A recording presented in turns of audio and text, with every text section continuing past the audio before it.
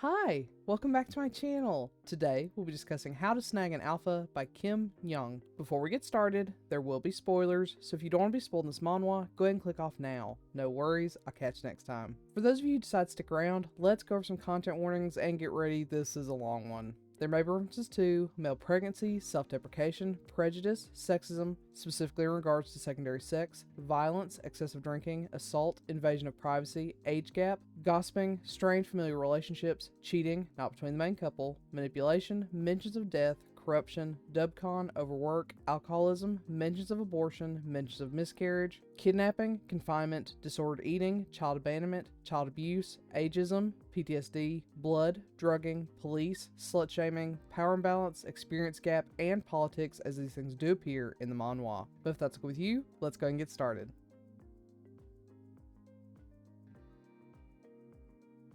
Yoon Woo-young is part of a prolific family. Unfortunately, his place in society, while elevated due to his family standing, is shaky because his secondary sex is that of a lowly, recessive omega. Being a regular omega or dominant wouldn't be a problem, but recessives often suffer from unreliable hormone levels. This issue further leads to infertility, little to no pheromones, and a lack of heats. Ultimately, it's easier for recessive omegas to identify as betas, but for someone like Woo-young, proud as he is, lying about these things just pisses him off, especially when strangers try to hit on him as a beta. But then he runs into Cha Kyungju. Unlike Woo-young, Kyungju is a dominant alpha. He exclusively sees betas, but only in the most casual of settings. Yet that doesn't stop all manner of people from trying to seduce him. Very much like Woo-young, he's pissed off by all of this too. And seeing Woo-young openly putting down all of his pursuers, Kyungju takes the opportunity to save them both. What neither of them expects is for this run-in to make Woo-young's dormant omega traits suddenly awaken.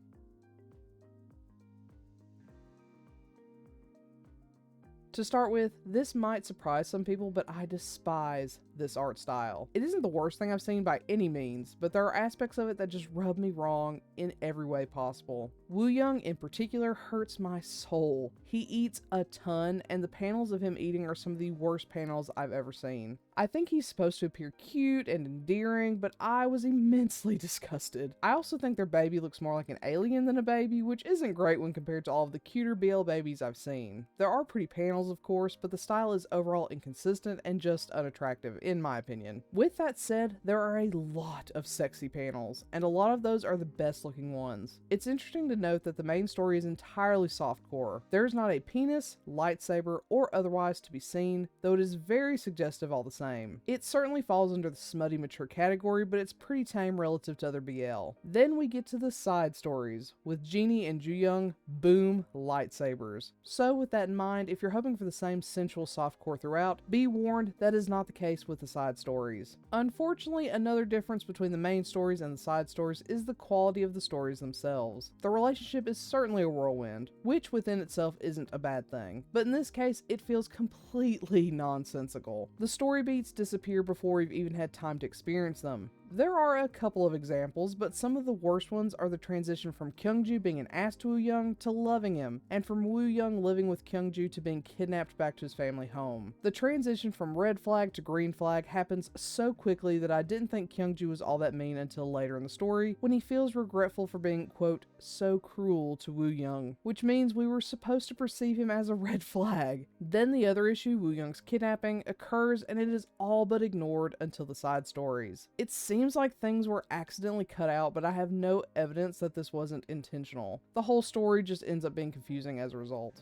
But it isn't all bad. I adore Woo-young's personality and that he isn't swayed as a character. He is very consistent, especially during the birth scene and while raising his baby. He's annoying, but I appreciate that he doesn't instantly change just because things around him change. The side stories, especially the one featuring Genie and Ju-young, are also much stronger narratively. I would have much preferred their story to be the main story, and if not that one, the historical one would have been a fun one too. They just seem more cohesive as concepts, but they are relegated to shorts, which is unfortunate.